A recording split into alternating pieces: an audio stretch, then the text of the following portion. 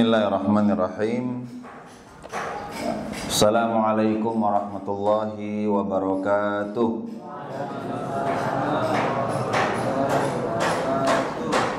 Alhamdulillahi rabbil alamin, wabihi nasta'in ala umurid dunya waddin.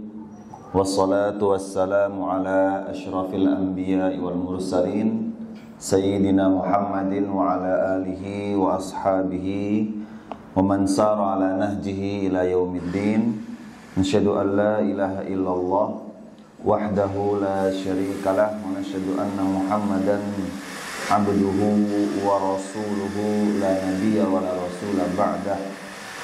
Rabbi shrah li sadri wa yassir li amri wahlul 'uqdatam min lisani yafqahu qawli. Alhamdulillah, bapak-bapak dan ibu-ibu yang dirahmati Allah Subhanahu wa taala, dengan segala nikmat yang terus Allah curahkan kepada kita, pada hari ini, pada pagi hari ini kita bisa menjalankan salah satu kegiatan ataupun agenda yang insya Allah sangat diberkahi oleh Allah Subhanahu wa taala, yaitu kajian komite, yang mana ini merupakan majelis ilmu. Dan majelis ilmu ini adalah majelis yang diberkahi oleh Allah, majelis yang dihadiri oleh ribuan malaikat yang semuanya mendoakan kebaikan, keberkahan dan ampunan kepada Allah untuk orang-orang yang hadir di majelis-majelis ilmu tersebut. Maka mari kita bersyukur kepada Allah Subhanahu wa taala. Pada hari ini Allah menanamkan kemauan dari sekian banyak wali murid, ya tentunya. Alhamdulillah, Bapak Ibu yang ada di sini, Allah tanamkan keinginan dan kemauan dan rasa cinta, rasa suka untuk menghadiri majelis kajian, majelis ilmu di kegiatan kajian komite ini. Mari terus kita syukuri dan kita pertahankan, dan kita tambah lagi kecintaan kita kepada majelis-majelis ilmu ini, karena dari sinilah Allah akan menurunkan dan melimpahkan keberkahan kepada kita, diri kita, keluarga kita, rumah kita, dan semua urusan-urusan kita insyaAllah. Salawat dan salam semoga terus tercurah kepada Nabi Muhammad SAW. Allahumma salli ala Sayyidina Muhammad wa ala ali Sayyidina Muhammad, suri tauladan kita, uswatun hasanah kita, yang karenanya kita berada di sini, yang karena tuntunannya kita bisa merasakan manisnya iman, manisnya Islam, dan manisnya Al-Quran, dan juga segala keindahan yang ada dalam agama Islam, dalam syariat kita ini bisa kita rasakan karena perjuangan Rasulullah SAW. Dan di sini juga kita bisa mengambil pelajaran, mengambil ibrah dan hikmah yang luar biasa dari bagaimana Rasulullah SAW dan para sahabat itu berdakwah, memperjuangkan Islam, dan juga karena perjuangan mereka, kesabaran, ketabahan dan ketegaran mereka atas izin Allah, itu Islam bisa sampai pada hari ini di zaman kita dan sampai hari kiamat nanti. Makanya Bapak Ibu yang dirahmati Allah, setiap kita yang beramal soleh pada hari ini, kita sholat, kita baca Al-Quran, itu semuanya para sahabat itu sudah punya saham pahalanya di dalam agama ini gitu. Jadi sampai hari kiamat misalnya baca Al-Quran kita, itu pahalanya ngalir terus kepada para sahabat yang telah memperjuangkan Islam. Makanya luar biasa Bapak Ibu yang dirahmati Allah, memberikan manfaat kepada satu orang itu, kata Rasulullah SAW, itu keutamaannya khairun min humurin na'am, ya, itu lebih baik daripada unta merah. Dalam riwayat lain dikatakan khairun minad dunya wa ma fiha, lebih baik daripada dunia dan seisinya. Karena ketika kita memberikan manfaat kepada orang lain, memberikan dakwah kepada orang lain, kemudian dia mencontoh kebaikan yang kita berikan itu, dia lakukan, maka kita akan terus mendapatkan aliran pahala jariahnya. Kita ajarkan satu huruf Al-Quran kepada orang lain, dia baca itu terus di seluruh kehidupannya, atau mungkin diajarkan lagi ke anaknya, diajarkan lagi ke tetangganya dan seterusnya. Kita yang ngajarin selama kita ikhlas karena Allah Subhanahu wa taala, maka pahala jariahnya akan terus mengalir kepada kita. Jadi pahala berdakwah, ya pahala memberikan manfaat kepada orang lain itu luar biasa, dan inilah yang telah didapatkan oleh para sahabat radhiyallahu anhum ajmain, yang mana mereka tidak sia-sia kesabaran mereka, tidak sia-sia ketabahan dan ketegaran mereka, dan mereka terus memperjuangkan Islam sehingga setiap amal soleh yang dilakukan oleh umat Islam setelah mereka sampai hari kiamat nanti, mereka sampai detik ini ya itu terus mendapatkan aliran pahala ibadah dari seluruh umat Islam yang ada di dunia ini. Karena kita semua semangat beribadah karena mendengarkan kisah-kisah mereka.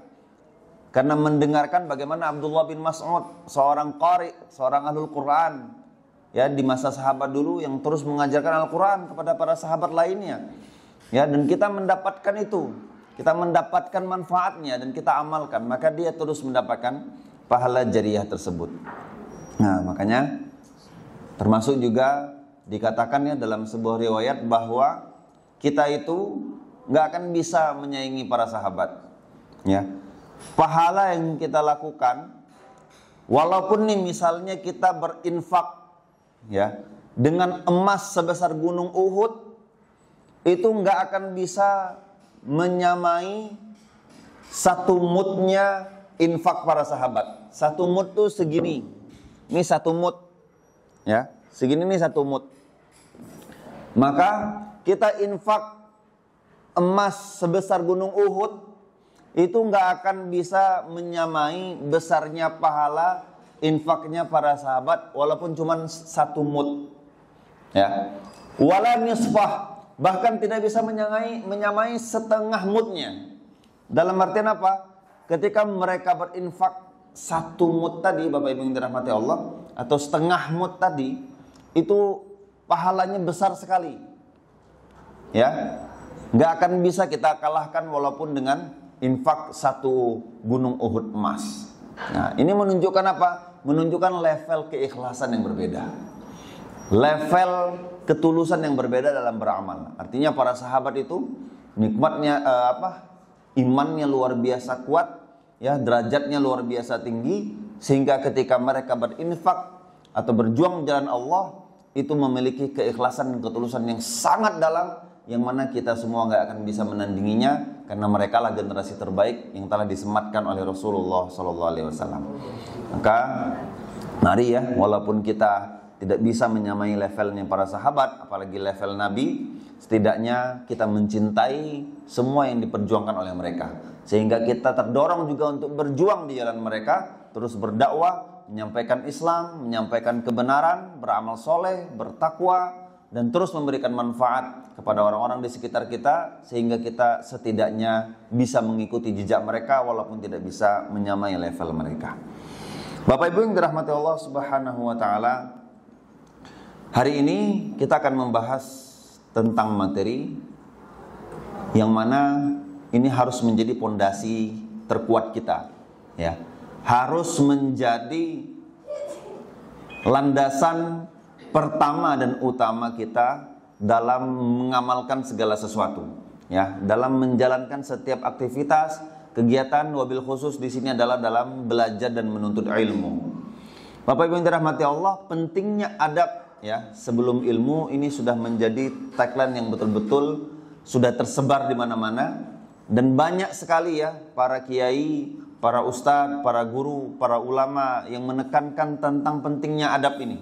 Karena memang begitu nyatanya, memang begitu realitanya bahwa adab itu penting sekali, dan adab itu harus didudukkan terlebih dahulu sebelum mempelajari ilmu apapun, walaupun ilmu agama, ya. Maka tentang adab itu harus yang paling pertama didudukkan di dalam diri seorang thalibul ilmi, seorang pelajar, seorang yang sedang menuntut ilmu.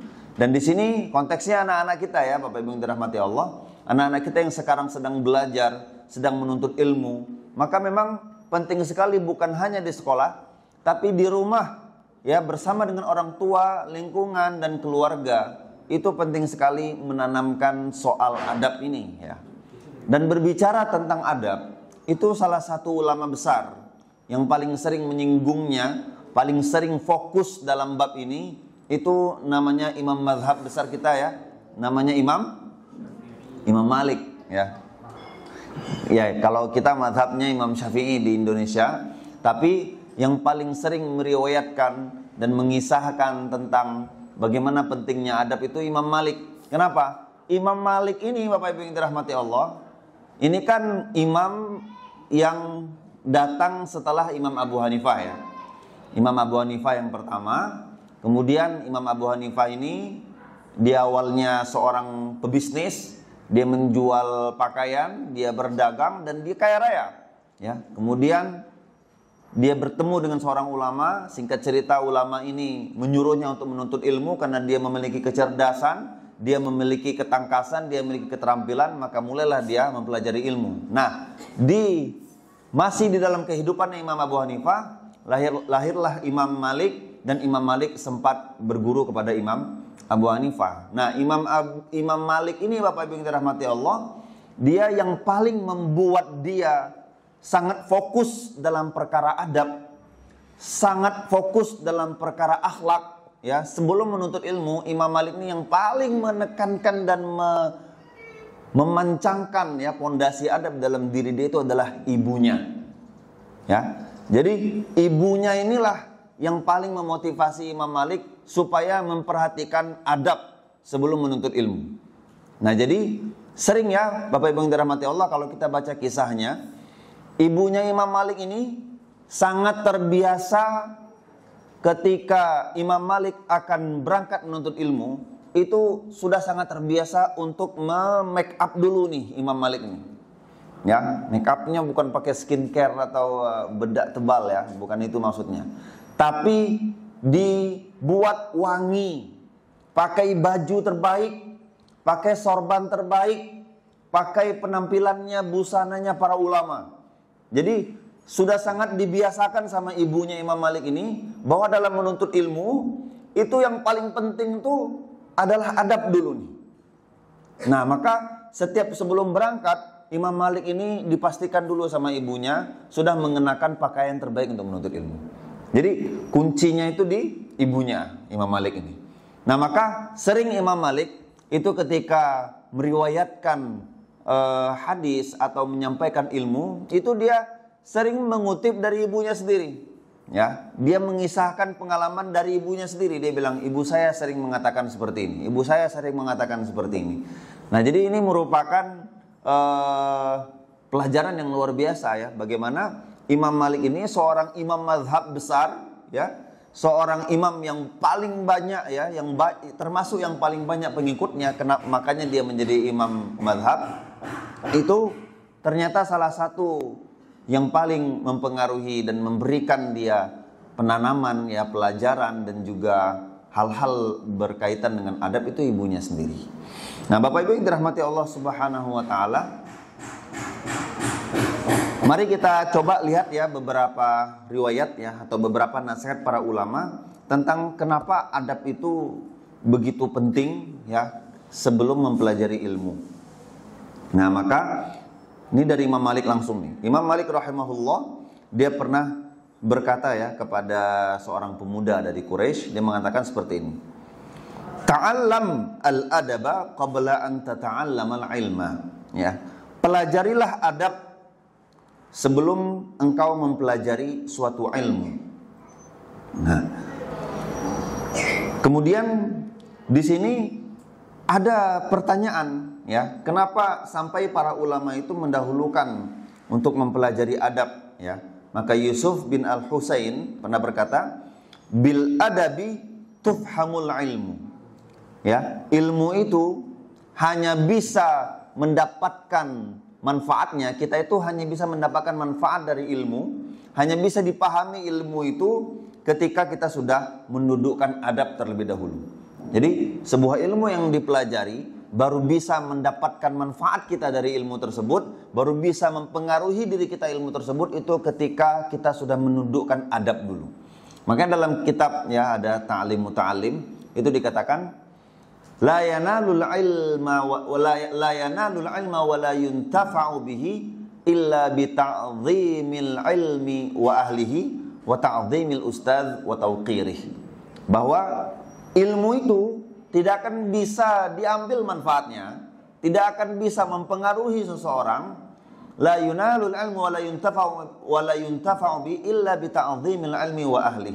Kecuali dengan cara menghormati ilmu, dengan cara mengagungkan ilmu wa ahlihi, dan para ahli ilmu, dan para ulama, berarti para guru. Wa ta'dhimil ustadz wa tauqirih. Kemudian taat kepada ustadz dan tunduk kepadanya. Taat kepada guru dan tunduk kepadanya. Maksudnya di sini dalam konteks antara murid dan gurunya. Nah, jadi ilmu itu baru bisa diambil manfaatnya, baru bisa berpengaruh kepada hati seseorang ketika dia menghormati dulu dan beradab dulu terhadap ilmu dan kepada gurunya yang mengajarkan ilmu kepadanya. Nah, kemudian Syekh Saleh Al-Utsaimin ya berkata, dengan memperhatikan adab maka akan mudah meraih ilmu. Sedikit perhatian kita kepada adab, maka ilmu akan disia-siakan. Nah, Abdullah bin Mubarak juga pernah berkata, jadi Abdullah bin Mubarak ini merupakan ulama besar. Dia punya teman yang mana temannya ini juga ulama besar. Nama temannya ini adalah Fudail bin Iyad. Jadi Fudail bin Iyad sama Abdullah ibn Mubarak ini adalah dua ulama besar di masa yang sama, yang mana mereka ini berdua memiliki capaian ilmu yang luar biasa ya. Nah, Fudail bin Iyad ini adalah ulama yang luar biasa penekanannya terhadap tazkiyatun nafs ya, terhadap pensucian diri, pensucian hati, tentang akhlak, tentang keterikatan hati dengan Allah Subhanahu wa taala, tentang tasawuf. Nah, ini Fudail bin Iyad. Kenapa dia begitu fokus terhadap adab, terhadap tasawuf, terhadap tazkiyatun nafs, penyucian hati, penyucian diri? Itu karena dulu Fudail bin Iyad ini adalah seorang perompak. Ya, perompak atau perampok? Hah? Ya, kedua-duanya punya makna ya. Perampok sama perompak. Begal. Di Fudail bin Iyad ini begal. Bayangkan Bapak Ibu, tukang begal, coba aja kita bayangin tukang begal yang sering tampil di berita-berita, terus jadi ulama gitu. Terbayang nggak ya? Ada tukang begal misalnya di zaman kita sekarang yang biasanya kadang wajahnya ditampilkan udah babak belur macam-macam gitu ya. Nah, itu jadi ulama gitu. Nah, jadi Fudail bin Iyad ini dulu dia begal, suka ngerampok, suka membunuh. Kemudian di usia 40 tahun dia tobat. Ya, tobatnya karena apa? Karena dengar ayat Allah yang bunyinya alam ya'ni lil ladzina amanu an takhsha'a qulubuhum. Jadi belumkah tiba juga waktunya bagi orang-orang beriman untuk tunduk kepada Allah, takut hatinya untuk taat kepada Allah Subhanahu wa taala. Enggak juga tiba waktunya tobat gitu. Jadi hanya ditampar dengan ayat ini, alam ya'ni lil ladzina amanu ini, itu Fudail bin Iyad langsung bertaubat dia kepada Allah Subhanahu wa taala ya. Ketika itu pas pula dia lagi mau beraksi, kemudian terdengar ayat itu, langsung dia urung dari aksinya itu, lalu dia pulang dan bertobat kepada Allah Subhanahu wa taala dan jadi ulama. Khususnya di sini adalah ulama adab ya, ulama akhlak, ulama tazkiyatun nafs, ulama tentang penyucian hati, penyucian diri, dan bagaimana menyambung ikatan yang hati yang kuat dengan Allah Subhanahu wa taala. Nah temannya Abdullah bin Mubarak pernah berkata, ta'allamnal adaba 30 aman wa ta'allamnal ilma 20. Ya. Kami itu belajar itu pernah sampai kami itu belajar sampai 40 tahun. Ya. 50 tahun. Nah, 50 tahun ini kami belajar adab selama 30 tahun dan belajar ilmu selama 20 tahun. Jadi mempelajari adabnya itu lebih lama daripada mempelajari ilmu itu sendiri. Lagi-lagi ini menunjukkan, menggambarkan bahwa penting sekali adab itu sudah menjadi fondasi hidup seseorang, baru ilmu itu masuk gitu. Ya. Jadi tahu dia tentang adab kepada Allah, adab kepada ilmu, adab kepada guru, adab kepada majelis, adab kepada kajian dan lain sebagainya. Kemudian disampaikan ilmu itu baru akan masuk ketika semua adab-adab tadi terdudukkan. Nah, kemudian juga para ulama Ibnu Sirin berkata, kanu yata'allamunal hadiya kama yata'allamunal ilma.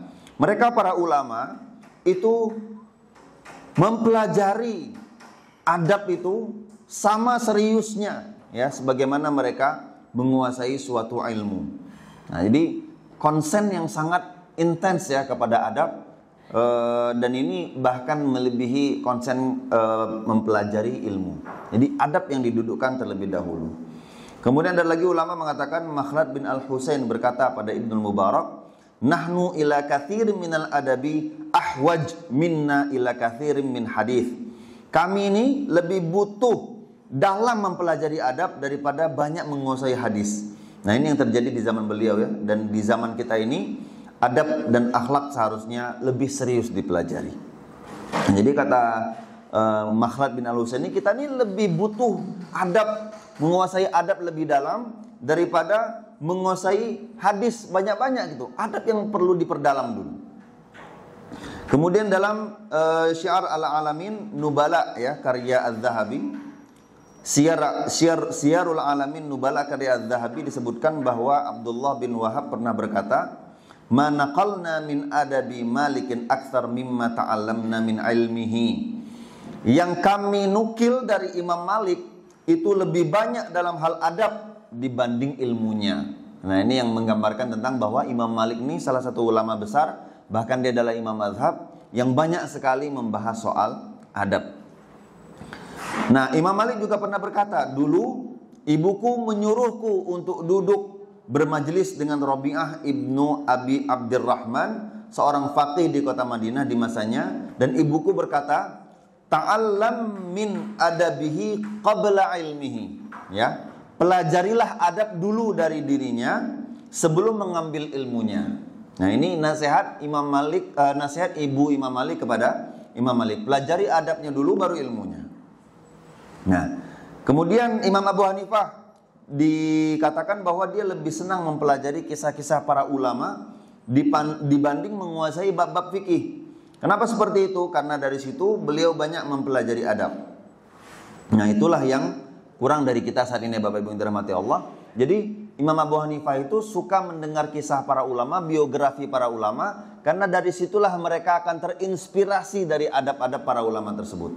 Nah, begitu juga kita, Bapak Ibu yang dirahmati Allah, kalau kita misalnya sedang di perjalanan jauh, apalagi ya, sedang di mobil atau di motor, apalagi yang Bapak Ibu yang punya kerjaan tuh memang untuk ke tempat kerja tuh bisa sampai sejam 2 jam. Nah, ini sayang sekali kalau waktunya habis begitu saja di jalan. Apalagi habis dengan mendengarkan musik. Nah, ini rugi sekali. Lebih baik kita mendengarkan kisah-kisah para ulama, kisah-kisah atau biografi-biografi para ahli ilmu terdahulu. Karena dari situlah Bapak Ibu yang dirahmati Allah, itu kita bisa lebih menyerap inspirasi tentang adab, menyerap inspirasi tentang bagaimana kita hidup sebagai muslim.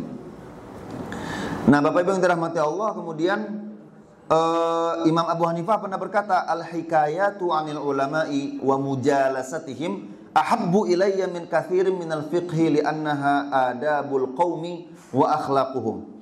Kisah-kisah para ulama dan duduk bersama mereka lebih aku sukai daripada menguasai beberapa bab fikih, karena dalam kisah mereka diajarkan berbagai adab dan akhlak luhur mereka. Kemudian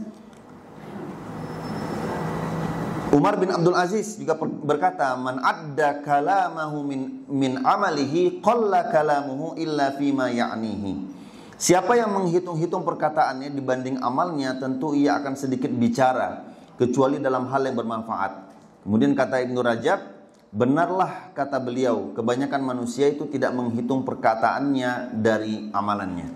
Maksudnya Bapak Ibu yang dirahmati Allah, bagaimana antara perkataan kita itu harus sesuai dengan adab yang seharusnya kita terapkan. Karena Bapak Ibu yang dirahmati Allah, orang yang beradab, orang yang memperhatikan adab, nggak akan keluar kata-kata dari mulutnya kecuali yang bermanfaat. Nah, jadi dia tahu apa yang dia katakan dan dia tidak mengatakan sesuatu kecuali yang berfaedah, kecuali yang mengandung adab di sana. Nah, ini salah satu contoh orang yang beradab. Nah, ini dia Bapak Ibu yang dirahmati Allah ya, beberapa perkataan dan nasihat para ulama tentang kenapa adab itu penting sekali sebelum kita mempelajari ilmu. Bapak Ibu yang dirahmati Allah Subhanahu wa taala, dalam setiap ilmu yang kita pelajari itu yang paling penting adalah apa outputnya. Maka para ulama menasihati lagi, ya, segala perjuangan, segala proses, segala pengorbanan dalam menuntut ilmu, kalau seandainya ujungnya itu bukan untuk beribadah kepada Allah, kalau seandainya ujungnya itu bukan untuk beramal, maka segala perjuangan itu sia-sia. Segala pengorbanan itu nggak ada artinya. Segala ikhtiar yang dilakukan, semua yang sudah dikerahkan untuk mempelajari ilmu tadi, itu nggak ada gunanya. Kalau seandainya outputnya, ujungnya bukan untuk semakin takut kepada Allah, kalau seandainya ujungnya bukan untuk beribadah kepada Allah, kalau seandainya ujungnya bukan untuk menjadi seorang muslim yang beradab, yang kemudian terus menjalankan agama ini karena Allah Subhanahu wa taala. Maksudnya apa Bapak Ibu yang dirahmati Allah? Segala ilmu yang kita pelajari ini, ya, itu hakikatnya ilmu itu haruslah apa yang membuat kita semakin takut kepada Allah. Yang dikatakan ilmu adalah ketika bertambah bentuk taat kita kepada Allah Subhanahu wa taala. Nah, ini kita kolerasikan kepada fenomena zaman sekarang Bapak Ibu yang dirahmati Allah. Betapa banyak ya para orang tua yang dia begitu perhatian kepada pendidikan anaknya, tapi ada sisi kekeliruan, ya. Jadi dia kejar-kejaran, bangga-banggaan, kuliah, kamu kuliah di luar negeri ya, harus di sini ini. Oke, sibuklah dia kuliah, habis uang berjuta-juta, bermiliar-miliar untuk memberangkatkan anaknya kuliah ke luar negeri. Kuliahlah dia di situ lama gitu kan, dan pulang-pulang kuliah. Awalnya dia misalnya sekolah di pondok, pulang-pulang kuliah. Nak, kok nggak sholat subuh? Aduh, ngantuk. Nak, ini sudah azan, berangkatlah ke masjid. Ya, aduh, capek masih ngerjain tugas bu. Misalnya. Nah, maka ini yang dimaksud dengan apalah artinya segala yang sudah kita korbankan untuk ilmu dia tadi, untuk dia pendidikan tadi. Pergi dia jauh-jauh ke luar negeri, pergi dia kemana-mana, tapi pulang-pulang sholat malah bolong. Pulang-pulang baca Quran makin terbata-bata. Pulang-pulang ibadah makin malas. Apa gunanya semua yang sudah kita korbankan tadi kalau seandainya hasilnya bukan untuk beribadah kepada Allah Subhanahu wa taala? Kalau seandainya hasilnya bukan untuk menambah ketaatan kepada Allah, menambah ketundukan kepada Allah, apa artinya ilmu itu? Maka Bapak Ibu yang dirahmati Allah, perlu kita tanamkan kepada anak-anak kita, ya, bahwa memang semua ilmu yang ada di dunia ini aslinya adalah memang ilmu Allah. Karena ilmu itu ada dua ya Bapak Ibu ya. Ada yang bersifat kauniyah, ada yang bersifat qauliyah. Apa yang pertama tadi? Kauniyah. Yang kedua? Qauliyah. Kauniyah itu al-kaun. Al-kaun itu alam semesta. Artinya apa? Ilmu alam semesta. Qauliyah itu al-qaul. Qaul yang dimaksud di sini adalah Al-Quran, Sunnah. Berarti ilmu tentang nas-nas, tentang dalil-dalil, tentang agama, ya, tentang ibadah-ibadah. Nah, itu ilmu qauliyah. Jadi baik itu ilmu kauniyah, mau itu ilmu qauliyah, kedua-duanya adalah ilmu Allah. Kedua-duanya adalah tentang bagaimana kita mempelajari ayat-ayat kebesaran Allah. Ya, belajar biologi. Coba Bapak Ibu, kita belajar biologi misalnya. Tahu bahwa di dalam pohon itu, dalam daun itu ada klorofil, bagaimana proses metamorfosis, bagaimana proses dia tumbuh. Kemudian ada pohon yang mati di musim dingin, hidup lagi di musim apa hidupnya lagi? Tidak tahu. Ya, di musim semi ya. Hidup lagi dia musim semi. Ini kan biologi tuh. Orang kalau punya ketundukan kepada Allah, adab kepada ilmu, dia melihat itu Bapak Ibu yang dirahmati Allah, tentu dia akan semakin tunduk kepada yang menciptakannya. Ya, bagaimana Allah menciptakan makhluk, menciptakan sesuatu yang luar biasa komplit. Yang luar biasa sangat kompleks, semua seluk-beluknya, ya, semua bentuknya itu bisa sangat lengkap, sangat rinci, sangat detail semuanya. Orang-orang yang mempelajari itu, jika dia taat kepada Allah, jika dia sudah didudukkan soal adab kepada ilmu, maka tentu itu akan membuat dia semakin tunduk kepada Allah. Maka nggak ada ceritanya kita mengatakan sahabat yang lalu, gimana nggak semakin tunduk kita orang yang beriman kepada Allah Subhanahu Wa Taala ketika mempelajari itu. Makanya Bapak Ibu yang dirahmati Allah, segala ilmu, baik itu ilmu kauniyah maupun ilmu qauliyah, itu hakikatnya adalah yang semakin membuat kita tunduk kepada Allah Subhanahu wa taala, yang semakin membuat kita memikirkan, merenungi, wa yatafakkaruna fi khalqis samawati wal ard, mentafakuri, ya. Jadi ulul albab itu atau orang yang beriman itu dia mentafakuri apapun yang terjadi dalam penciptaan langit dan bumi. Dia mentafakurinya. Masya Allah penggantian siang dan malam, Masya Allah matahari, Masya Allah ada bulan sabit, bulan purnama, gerhana. Dia mentafakuri itu sebagai keagungan ciptaan Allah, yang mana dari situ semakin tunduk, ya, semakin patuh dia kepada Allah Subhanahu wa taala. Maka dikatakan, laisal ilmu an kathratil hifdzi wa innamal ilma anil khasyah. Tidaklah ilmu itu dihitung dari banyaknya hafalan, dari banyaknya teori, dari banyaknya materi yang dihafal, tapi ilmu itu adalah anil khasyah. Ilmu itu adalah tentang seberapa bertambahnya rasa takut kita kepada Allah Subhanahu wa taala. Maka inilah dia Bapak Ibu yang dirahmati Allah, kenapa penting sekali adab itu yang pertama kali ditanamkan kepada anak-anak kita sebelum mempelajari ilmu. Bagaimana anak-anak kita itu mau sholat nih misalnya, mempelajari tentang sholat, bagaimana caranya dia itu merasakan, bahkan jangankan anak-anak kita ya, kita aja nih, ketika sholat, bagaimana caranya kita merasakan betul bahwa sholat itu adalah waktunya kita sedang berhadapan dan berinteraksi dengan Allah. Jadi orang yang mentafakuri, orang yang merenungi dan menyambung keterikatan hati yang kuat dengan Allah Subhanahu wa taala, maka sholat itu betul-betul dia anggap sebagai waktunya dia berhadapan dan berinteraksi dengan Allah. Tapi kalau orang yang nggak bertafakur, dia nggak merenung, dia nggak mendudukkan adab tentang ilmu sholat sebelum mempelajari ilmu sholat itu sendiri, maka sholat itu hanya seperti gerakan-gerakan ritual biasa, ya, duduk, berdiri, ruku, sujud, duduk lagi, berdiri lagi. Kalau orang nggak mempelajari adab, orang nggak mempelajari tazkiyatun nafs, orang nggak bertafakur, lomba-lomba nih suara kita nih, saya sama. Jadi kalau nggak bertafakur, ya, tanpa merenung, maka semua gerakan tadi hanya gerakan ritual biasa, nggak ada maknanya sama sekali, ya. Tapi orang yang bertafakur, dia merenung, dia paham tentang adabnya, maka Bapak Ibu yang dirahmati Allah, ketika dia sujud, itu bukan hanya dahi yang merendah dan menyentuh lantai, tapi sujud itu adalah bentuk ketundukan kepada Allah Subhanahu wa taala. Hatinya sepenuhnya tunduk kepada Allah. Sehingga ketika kita bersujud itu, kita memang betul-betul merasakan bahwa di hadapan kita ada yang maha kuasa. Ada Allah yang sedang melihat kita. Ada Allah yang sedang menunggu sujud kita. Maka kita sujud kepadanya dan kita rasakan bahwa memang Allah sedang berada di hadapan kita. Nah, ini hanya bisa dirasakan oleh orang yang sudah menanamkan adab di dalam hatinya sebelum mempelajari ilmunya sendiri. Jadi begitu Bapak Ibu yang dirahmati Allah. Makanya sekarang nih misalnya nih, kalau kita suruh, misalnya Bapak Ibu, kalau ada orang yang nyuruh sujud kepada orang itu, misalnya ada orang nyuruh ibu sujud ke dia, mau nggak? Pasti nggak mau, ya kan? Karena kita merasakan kehadiran dia, dan kita tahu, kita sadar bahwa dia nggak pantas kita sujudi gitu. Dia nggak pantas kita sujud untuk dia, karena kita merasakan dia itu ada gitu.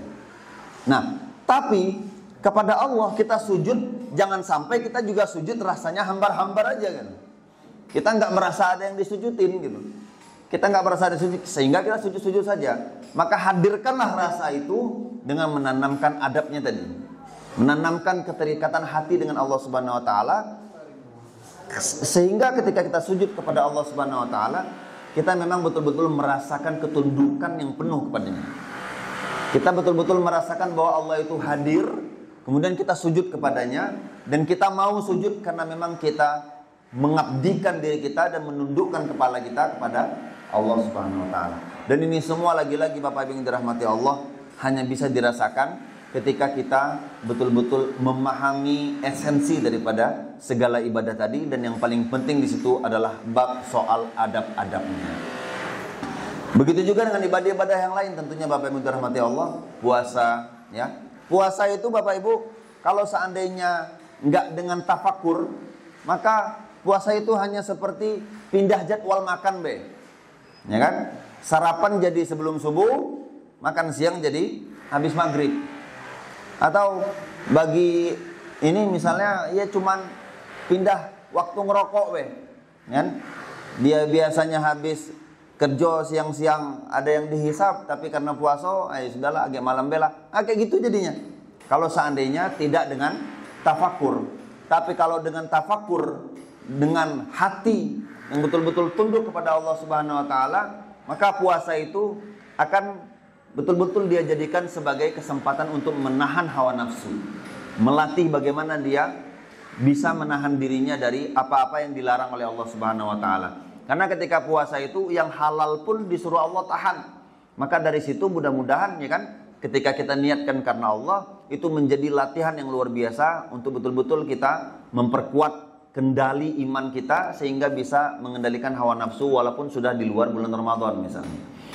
Zakat pun juga seperti itu. Ketika dilakukan tanpa tafakur atau tanpa mendudukkan hati kita tentang adab-adabnya, maka zakat itu hanya seperti perpindahan saldo saja.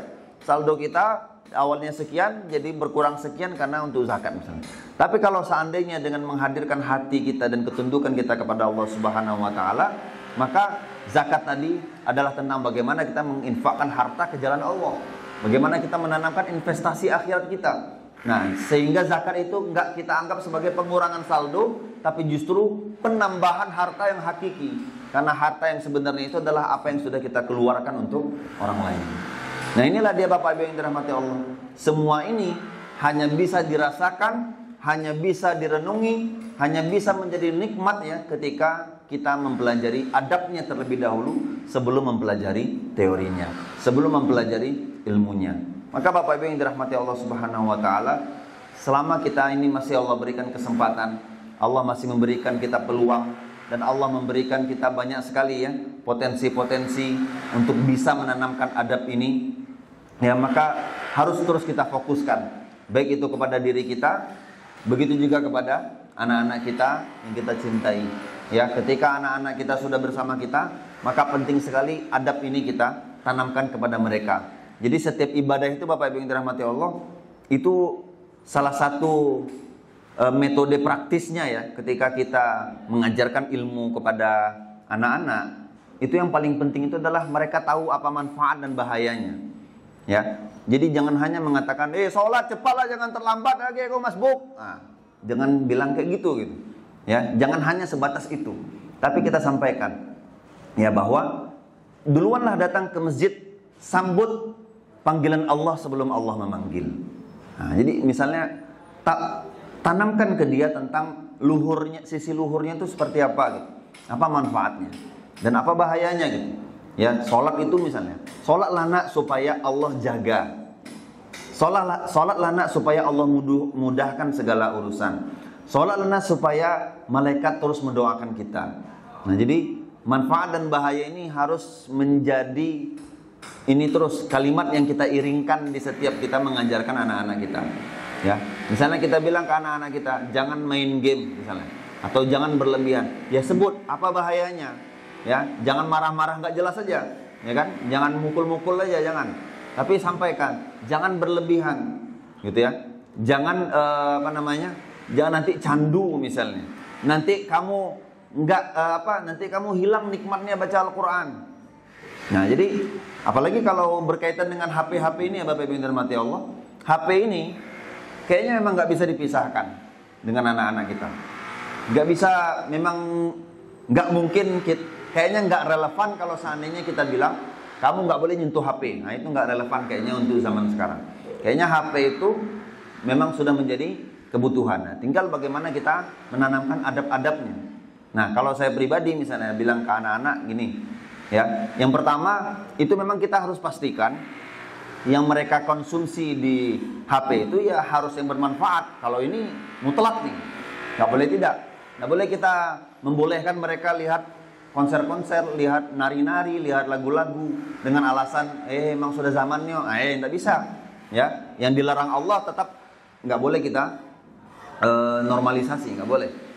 Tapi kalau yang selama itu masih dalam hal mubah atau dalam hal yang diizinkan gitu ya, misalnya dia suka nonton, Nah kita arahkan nonton yang islami, nonton yang bermanfaat, nonton yang bagus, yang baik, jangan yang nggak bagus gitu. Dan ketika mereka nonton dan alhamdulillah dia misalnya mulai tertarik, maka kita bilang, ya nggak apa-apa nonton, nggak apa-apa seneng kalau nonton gitu ya. Tapi baca Al-Quran harus lebih seneng gitu. Nah, sampaikan aja kayak gitu, ya. Nggak apa-apa nonton, nggak apa-apa seneng, atau lagi main-main keluar juga misalnya nih. Sekarang nih lagi sering main layang-layang nih anak-anak. Layang-layang lah, main sepeda lah gitu ya. Nggak apa-apa seneng main, nggak apa-apa seneng main, nggak apa-apa, seru ya mainnya, ya. Tapi harus lebih seneng baca Quran ya. Kenapa? Karena Al-Quran ini yang nanti akan menyelamatkan kita. Nanti di akhirat yang nyelamatin kita kalau seandainya na'udzubillah kita jatuh ke neraka jahanam di Sirat. Nanti Al-Quran loh yang selamatkan kita.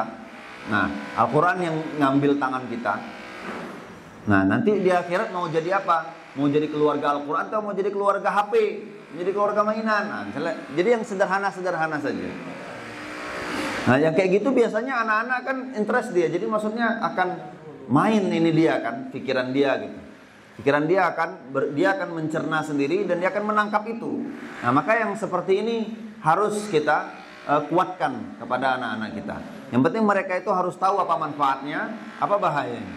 Misalnya kita tahu mengganggu fokusnya ini apa? Bisa dah saat di pending dulu. Dari tadi itu melawannya tuh. Nampak kan agak kacau kalimat jadinya.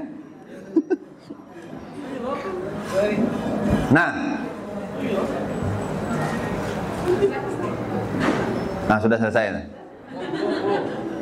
Panjang. Bawa sapu. Apa? Bawa sapu. Nah, jadi gitu ya.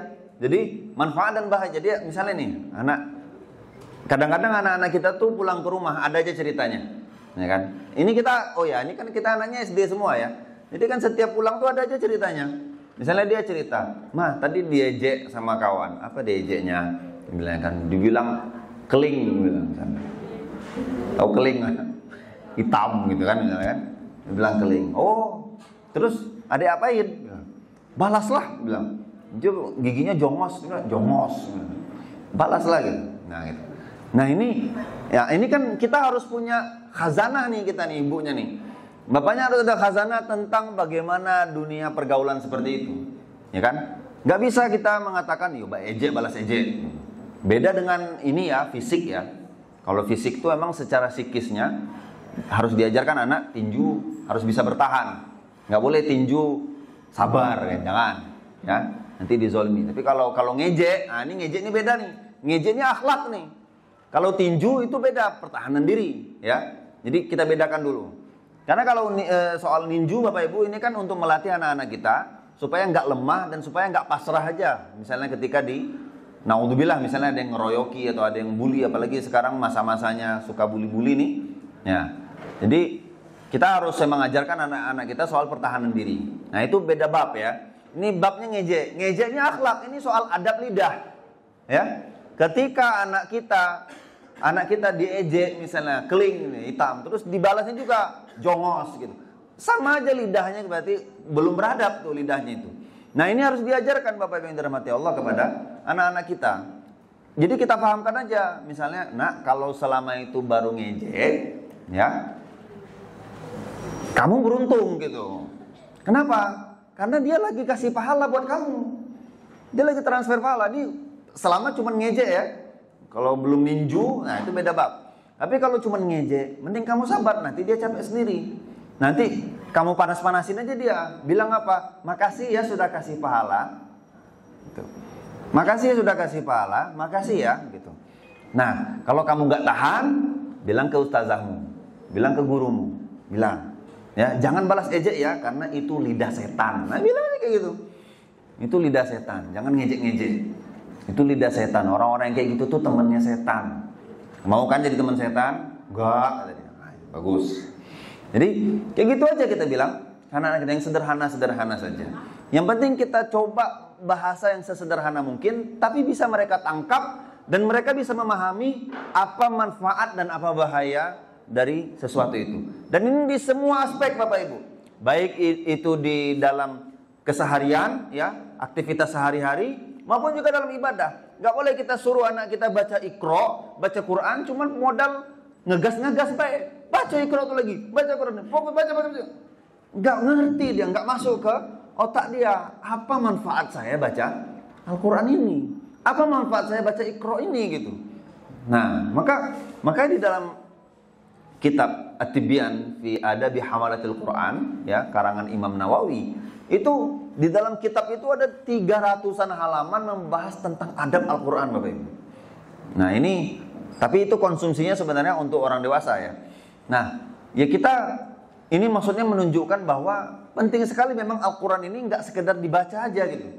Jadi harus paham tentang keutamaannya, tentang adab-adabnya, tentang akhlak yang harus kita lakukan terhadap Al-Quran. Nah, ke kita aja kita harus paham itu semua, ya, apa manfaatnya, apa keutamaannya, kenapa kita harus baca Al-Quran, kenapa kita harus menghafalnya, apalagi ke anak-anak kita yang pemikirannya masih belum matang. Jadi penting sekali kita pahamkan dulu kenapa mereka harus baca Quran. Nah, kita pahamkan adabnya, kita pahamkan kelebihannya dan lain sebagainya, baru ya kita suruh gitu. Nah, baca Al-Quran. Kenapa baca Al-Quran? Nih setiap huruf nih, nak, ada 10 hadiah dari Allah. Ya kan? Kalau bahasa hadisnya kan apa? Setiap ma'qulu alif lam mim harf. Aku tidak katakan, kata Nabi, bahwa alif lam mim itu satu huruf, walakin alifun harfun, walamun harfum, wa mimun harf. Alif itu satu huruf, lam satu huruf, mim satu huruf, dan setiap satu huruf berapa kebaikan? 10 kebaikan. Nah, itu kan bahasa orang dewasanya. Nah, ke anak-anak kita bilang bahwa nak setiap baca nih satu huruf a ba Iqra itu kan, ini setiap satu hurufnya ada 10 hadiah dari Allah. Mau nggak hadiahnya gitu? Nah, nanti sesekali baik, ya. Sesekali baik memang kita kasih hadiah tuh. Jangan terus, nanti jadi budaya pula. Nah, ini nggak bagus juga gitu ya. Jadi nanti takutnya mereka melakukan kebaikan semuanya mengharap pamrih, mengharap hadiah dari kita. Jadi jangan sering-sering ngasih hadiah itu. Sesekali ya, sesekali kita kasih hadiahnya. Atau misalnya nih, kadang-kadang nih gini Bapak Ibu yang dirahmati Allah. Kadang-kadang kan kita liburan sama anak-anak, ya. Kita liburan sama anak-anak, kita senang-senang nih dengan anak-anak main misalnya di tempat wisata. Senang tuh anak kita, senang ya? Senang anak kita. Nah, nanti kita kait-kaitin aja. Alhamdulillah senang ya. Nah, ini nikmat Allah karena adik sholat. Nah, gituin aja. Karena adik sholat, adik baca Quran, Allah kasih nikmat ke kita. Senang kan? Alhamdulillah. Nah, yuk kita sholat sekarang. Gitu. Nah, jadi dikait-kaitkan. Nah, sehingga anak-anak kita itu tahu apa yang dirahmati Allah, kenapa mereka harus begini, kenapa mereka harus begitu. Nah, dan ini harus diterapkan di semua aspek kehidupan kesehari-harian, apalagi dalam hal ibadah. Termasuk nanti mereka akan sekolah. Nanti Bapak Ibu mungkin juga sebagian kita insya Allah atau semuanya ya, mau anak-anaknya lanjut ke pondok pesantren misalnya. Nah, ini dari sekarang harus difahamkan, ya. Kenapa harus ke pondok pesantren? Kenapa? Maksudnya itu kan meninggalkan rumah dan orang tua itu kan sebuah perjuangan yang luar biasa gitu ya. Nah, maka dari sedini mungkin harus dipahamkan kepada mereka tentang bahwa keutamaannya itu memang berbanding juga, ya. Itu berbanding lurus keutamaan yang akan mereka dapatkan.